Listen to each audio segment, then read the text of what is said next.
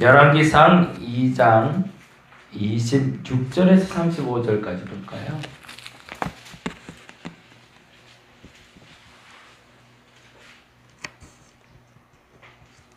성경 보시기는 2장 1절에서 3장 3절까지 보시면 좋을 것 같습니다. 3장 3절까지 이야기 보시면 되겠고요.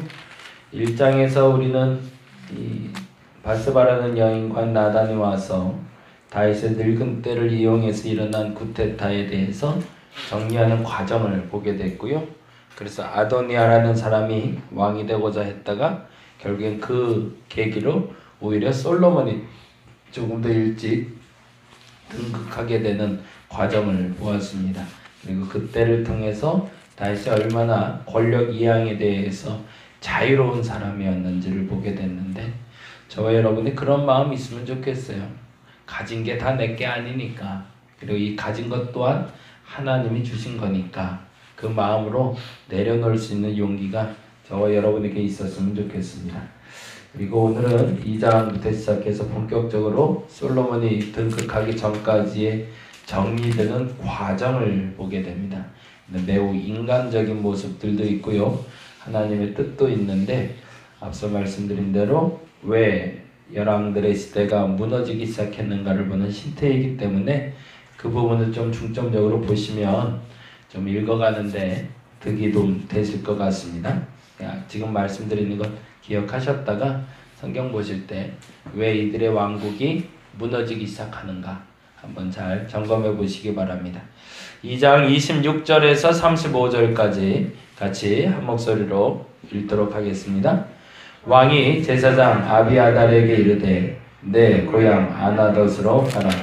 너는 마땅히 죽을 자이로되 내가 내 아버지 다윗 앞에서 주 여호와의 궤를 메었고 또 내 아버지가 모든 환난을 받을 때에 너도 환난을 받았은즉 내가 오늘 너를 죽이지 아니하노라 하고, 아비아달을 쫓아내어 여호와의 제사장 직분을 파면하니 여호와께서 실로에서 엘리의 집에 대하여 하신 말씀을 응하게 함이더라.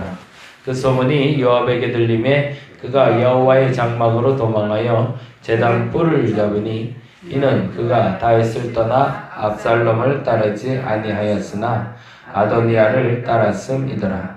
어떤 사람이 솔로몬 왕에게 아뢰되 요압이 여호와의 장막으로 도망하여 제단 곁에 있나이다. 솔로몬이 여호야다의 아들 브나야를 보내어 이르되 너는 가서 그를 치라. 브나야가 여호와의 장막에 이르러 그에게 이르되 왕께서 나오라 하시느니라. 그가 대답하되 아니라 내가 여기서 죽겠노라. 브나야가 들어가서 왕께 아뢰되 이르되 요압이 이리 내게 대답하더이다. 왕이 이르되 그의 말과 같이 그를 죽여 묻으라. 요압이 까닭 없이 흘린 피를 나와 내 아버지의 집에서 내가 제하리라. 여호와께서 요압의 피를 그의 머리에 돌려 보내실 것은 그가 자기보다 의롭고 선한 두 사람을 쳤음이니 곧 이스라엘 군사령관 넬의 아들 아브넬과 유다의 군사령관 예델의 아들 아마사를 칼로 죽였음이라. 이 일을 내 아버지 다윗은 알지 못하셨나니 그들의 피는 영영이 요압의 머리와 그의 자손의 머리로 돌아갈지라도 다윗과 그의 자손과 그의 집과 그의 왕위에는 여호와께로 말미암는 평강이 영원히 있으리라. 여호야다의 아들 브나야가 곧 올라가서 그를 쳐 죽임에 그가 광야에 있는 자기 집에 매장되니라. 왕이 이에 여호야다의 아들 브나야를 요압을 대신하여 군사령관으로 삼고 또 제사장 사독으로 아비아달을 대신하게 하니라. 아멘. 오늘은 사독과 아비아달 얘기를 조금 마무리하면 좋겠다 싶어서 이 본문을 좀 잡았고요. 2장 전체는 다윗의 유언입니다. 마지막 말에 이제 성경에서의 공통적인 마지막 말의 특징은 축복이거든요. 그리고 축복과 전제되는 것은 그 축복의 근원이 되는 건 하나님을 온전히 섬기는 것이다. 하나님을 온전히 섬길 때 너희들이 형통하리라 라는 말을 남기게 되고, 그 말에 따라 각 자손들에게 필요한, 그리고 그 각 자손들이 가진 달란트대로 어떻게 살아야 되는지를 지침을 내리는 게 보통 축복이었습니다. 그래서 아브라함의 축복, 이삭의 축복, 야곱의 축복이 있고, 그리고 요셉도, 여호수아도, 모세도 그 축복권을 가지고 축복을 남기게 되죠. 이제 다윗 때에도 그 축복을 남기는 장면이 나오는 게 2장인데요. 사실은 매우 인간적인 모습이 철저하게 드러나게 됩니다. 1장부터 9절, 2장 1절에서 9절까지는 소위 이제 다윗이 남긴 유언의 글이라고 얘기하지만, 우리가 아는 대로 2장 1절에서 4절까지가 실질적으로 하나님 앞에서 왕된 자가, 그리고 이제 다음 세대를 연결할 자가 내려야 될 축복의 말씀은 2장 1절에서 4절까지가 되고요. 5절부터 9절까지는 복수에 대해서 얘기합니다. 지난번에도 계속 말씀드렸지만 상처의 문제를 우리가 어떻게 해결해야 되는지를 잘 생각해야 됩니다. 끊임없이 묵상하시고 체크하시기 바랍니다. 상처가 없는 사람들이 없는데 그 상처의 근원을 뿌리채 뽑아낼 수 있는 방법이 뭘까? 각자 개개인의 삶에 드러나고 있는 그 상처들은 결국에 가시가 되고, 그 가시가 돼서 누군가를 찌르게 될 때 그것은 죄로 확대되게 됩니다. 다윗에게 있어서 결정적으로 상처가 됐던 사건은 아무래도 밧세바 사건이었고, 그 밧세바 사건과 연결돼서 나온 게 압살롬이라는 왕의 왕자가 일어난 쿠데타였죠. 그리고 그 과정 속에서 일어난 사람들과의 문제에, 그리고 내게 득이 됐던 사람, 실이 됐던 사람들이 그때 드러나게 됩니다. 근데 다윗 입장에서는 본인이 하는 입장과 이제 좀 이따 말씀드리겠지만 솔로몬하고는 조금 다를 거라고 생각한 것 같아요. 그래서 유언을 남기기를, 나는 이 사람을 감당할 수 있었지만, 그러니까 그런 거 있잖아요. 내가 이렇게 아 하고 말하면 알아들어도 네가 말하면 안 될 것 같은. 그래서 그 싹을 미리 잘라내라고 이야기를 해요. 그래서 무섭게 그 지침을 내리는 것 중에 시므이라고 욕하고 도망갔던 사람, 그리고 또 하나 요압이라는, 지난번에 한번 설교 때 말씀드렸지만 너무 다윗의 마음을 많이 아는 사람, 너무 많이 알아서 문제가 됐던 요압의 제거에 대해서 마지막 유언장이 기록하게 됩니다. 서로 너무 많이 아는 것도, 그러나 그 알매도 정도가 좀 있어야 되는 것 같아요. 왜냐하면 요압은 자꾸 월권을 했기 때문에 그렇습니다. 다윗의 마음을 너무 잘 알다 보니 약점이 있고 단점이 있고 장점이 있고 강점이 있는데, 그 강점과 그 약점을 잘 골고루 섞어줬으면 좋았을 것을 요압은 그걸 하지 못했던 거죠.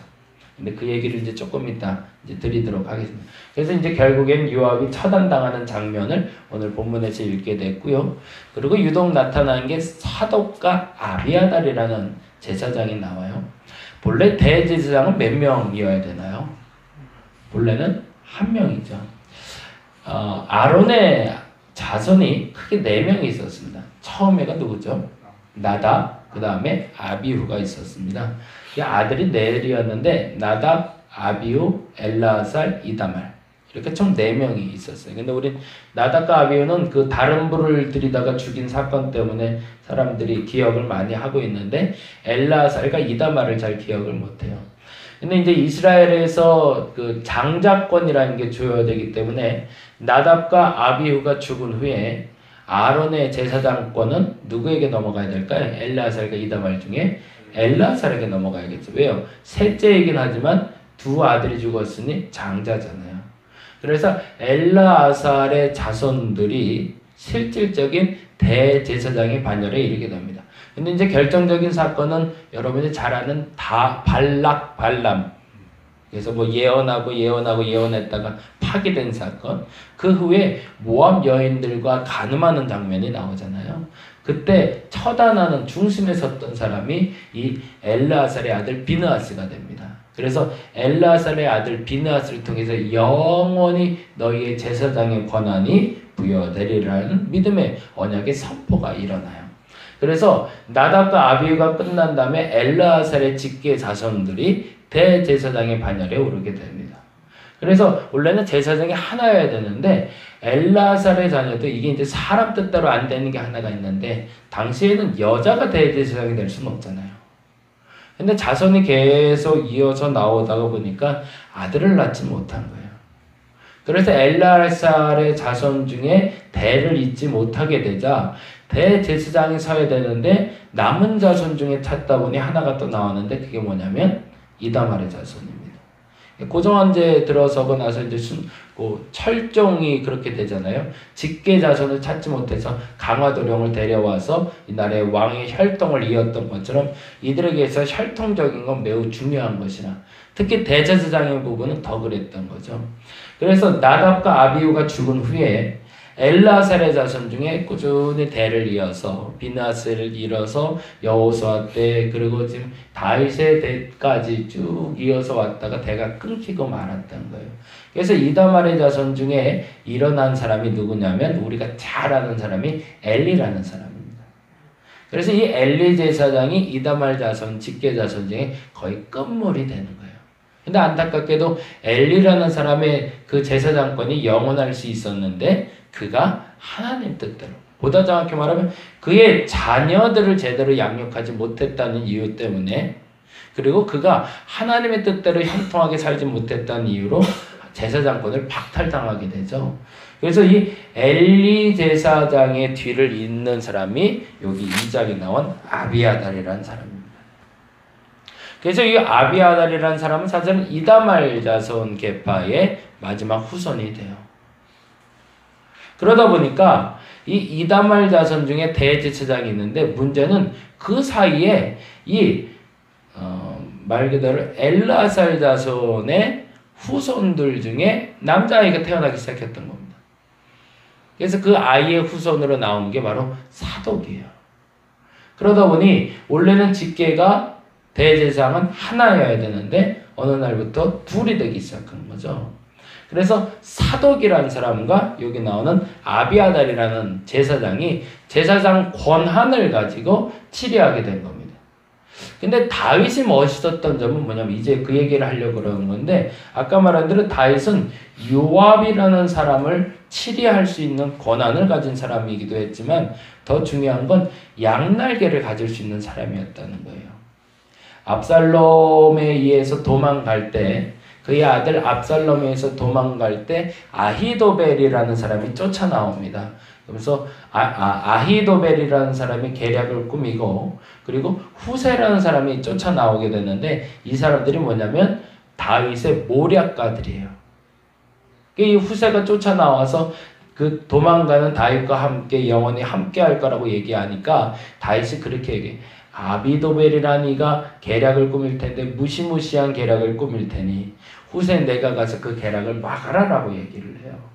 그래서 다시 돌아가서 후세가 아비도벨이 다윗을 칠 준비를 하죠. 그거에 반대되는 계략을 꾸며서 결국에는 그 계략이 무너지게 되고 다윗이 다시 왕국으로 돌아오게 되는 계기가 됩니다. 이처럼 다윗은 자신의 왕권을 유지하는 데 있어서 양날개를 아주 적절하게 사용하고 있습니다. 좌우에 날개가 있어서 그 날개가 펄럭이며 날아갈 수 있도록 만든 게 다윗의 치정이었습니다. 마찬가지로 제사장의 권한도 사독이라는 한 사람에게만 권한을 준 것도 아니라 사독과 아비아달에게 공평하게 나눠줍니다. 그리고 사실적으로 실질적으로 여러분이 잘 아는 대로 법궤를 메고 오게 되잖아요. 그게 언제죠? 압살롬 앞에서 도망가게 될 때 법궤를 메고 온 게 사독과 아비아달이었습니다. 근데 결정적으로 이 법궤를 보관하고 지켜내는 사람은 사독이었거든요. 그리고 성막에 있었던 성물을 보관하고 있었던 사람은 아비아달이었고, 그러니까 그 균형을 맞춰줬던 거죠. 한 사람은 그 제사를 드릴 수 있는 물건을 보관하게 하고 한 사람은 법궤를 가지고 있게 해서 서로 간에 함께 하지 못하면 제사가 온전하게 드려지지 못하도록 그렇게 해야 양쪽의 권한이 균형을 맞출 수가 있으니까. 그게 굉장히 어려운 정치법을 가지고 있었던 거죠. 그러니까 여와 야가 균등하게 크게 만들어졌던 겁니다. 그래서 다윗의 치정이 더 커지면 커졌지 작아지지 않았던 겁니다. 근데 아무리 생각해도 솔로몬의 나이가 지금 등극할 때 나이가 학자들 얘기가 20대 초반이라고 얘기를 해요. 솔로몬의 치정 가운데에서는 양날개를 사용하기엔 너무 어려울 거라고 다윗은 생각한 겁니다. 그래서 다윗이 유언을 남기면서 양날개쪽에 권한이 부여될 수 있는, 소위 말해서 솔로몬이 신뢰할 수 있는 계층만 남기고 다 제거해버리게 해버리는 거예요. 그래서 한쪽에게 권한이 집중될 수 있도록. 그러니까 솔로몬은 일하기는 좋죠. 한 사람만 데리고 일하면 되니까. 근데 그게 문제의 불씨가 됩니다. 6.13 지방선거가 이제 다음 주에 치러지게 되는데 여소야대 야가 크다 여가 크다 말이 많습니다. 지방선거에서는 큰 영향은 아마 없을 것 같지만 문제는 한쪽이 너무 큰 힘을 갖게 될 때는 반드시 문제가 발생합니다. 이것의 조화를 이룰 때가 가장 건강한 공동체가 되는데 안타깝게도 또 한쪽으로 너무 기울고 있어요. 그것이 야가 되든 여가 되든 좌가 되든 우가 되든 진보가 되든 보수가 되든 상관없이 건강한 진보와 건강한 보수가 균등한 힘을 가질 때 공동체는 건강한 건데 안타깝게도 또 한쪽으로 기울고 있어요. 그래서 이번 기회를 통해서 보수 야당들이 조금 좀 건강한 생각을 가지고 본인들이 진짜 뭘 잘못했는지를 깨달아서 건강한 보수가 된다면 이 진보 세력 중에 교만해지는 것들을 막을 수가 있을 거고 그래서 오히려 나라가 더 건강할 수가 있을 겁니다. 그래서 우리가 6.13 지방선거를 놓고 기도할 때는 여소, 야대, 여대, 야소 이런 걸 중요하게 여길 것이 아니라 균등한 균형을 잡힌 정치 문화가 될 수 있도록 우리는 기도해야 될 것이고 또 하나 기억해야 될 건 교회의 모습입니다. 교회의 모습이 목회자 하나에게 너무 집중되는 것은 문제가 됩니다. 성도에게 너무 집중되는 것도 문제가 됩니다. 평신도 중심의 교회가 돼야 된다고 그것이 건강한 교회라고 사람들 얘기합니다. 근데 죄송하지만 평신도에게 너무 권력이 이양되어 있는 교회도 건강한 교회는 아닙니다. 평신도와 목회자가 적절하게 그 권한을 조화롭게 균형 있게 맞춰갈 수 있는 교회가 건강한 교회라는 거죠. 가정도 마찬가지. 아버지에게 너무 많은 권한이 부여된 가정은 불편한 가정이고 불합리한 일들을 많이 발생하게 됩니다. 엄마와 아이와 그리고 아버지에게 균등하게 조화로운 권한이 부여될 수 있는 가정이 건강한 가정이 됩니다. 저와 여러분의 가정이 그리고 저와 여러분의 교회가 그리고 저와 여러분이 속한 이 국가가 그 조화를 맞춰갈 수 있도록 기도할 수 있기를 간절히 바랍니다. 이 얘기를 드리는 이유는 결국에 사독에게 권한이 넘어가고 그리고 유압을 제거함으로 말미암아 이 왕국이 무너지는 첫 번째 씨앗을 뿌리게 되는 결과가 됐기 때문에 그렇습니다. 앞서 이제 열왕기상을 계속 말씀드렸던 것처럼 열왕기상을 보면서 열왕기 하를 보면서 왜 왕국이 무너져가는 것이 시작됐는지 그 씨앗들을 좀 살펴볼 겁니다. 우리가 속한 그 공동체에서 왜 무너지게 되는지 왜 우리 공동체는 건강할 수밖에 없는지를 저와 여러분이 점검하셔서 그 균형 있는 권한의 조화를 이룰 수 있는 저와 여러분이 되기를 간절히 바랍니다. 기도하겠습니다. 제사장 사독과 아비아달이 함께 있을 때가 오히려 건강한 일이었습니다. 한 사람이 권한에 집중이 되면 오히려 권한은 용이해지겠지만 권한 사용이 용이해지며 교만과 절대성으로 말미암아 오히려 공동체는 무너질 수 있습니다. 공동체가 건강하기 위해선 건강한 대립각이 필요합니다. 건강한 대립각을 우리에게 허락하여 주옵소서. 가정에도 마찬가지입니다. 아버지와 어머니의 권한이 균등해야 합니다. 나라도 마찬가지입니다. 여당과 야당의 권한이 균등해야 합니다. 이 나라의 선거를 앞두고 있습니다. 이 나라의 치리자들의 모습을 보고 있습니다. 건강한 보수와 건강한 진보가 바로 서서 건강한 나라가 세워질 수 있는 대한민국 되게 하여 주시옵소서. 한쪽으로 너무 치우쳐 있는 권한은 결국에는 문제가 발생됩니다. 양쪽이 건강하게 성장할 수 있는 우리 나라 되게 하여 주옵시며 또 우리가 속한 교회인 모든 교회들이 하나님 앞에 그 건강한 구조를 세워가게 하여 주시옵소서.